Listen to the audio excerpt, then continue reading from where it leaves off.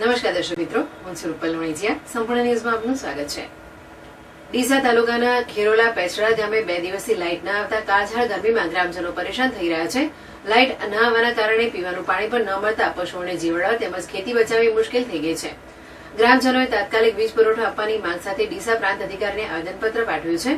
ડીસા તાલુકાના ખેરોલા ગામે ઉત્તર ગુજરાત વીજ કંપનીને ઝેરડા ઓફિસના અંડરમાં આવતા પેસડા ફીડરમાંથી વીજ પુરવઠો આવે છે.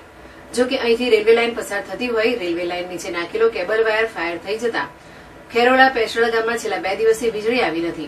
આ વિસ્તારમાં 300 થી વધુ ખેડૂતોના બોર આવેલા છે અને રહેઠાણના વીજ જોડાણો આવેલા છે.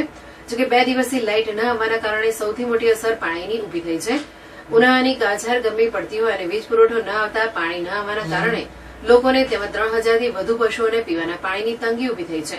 આ ઉપરાંત ખેડૂતોનો પાક પણ બળી જવા લાગ્યો છે. ખેડૂતોએ વીજ કંપનીને રજૂઆત કરી હોવા છતાં વીજ કંપની દ્વારા હજુ સુધી વીજ પુરવઠો ચાલુ ન થતા ખેડૂતોએ આજે ડીસા પ્રાંત અધિકારીને આવેદનપત્ર આપી તાત્કાલિક ધોરણે વીજ પુરવઠો ચાલુ થાય તેવી માંગ કરી છે.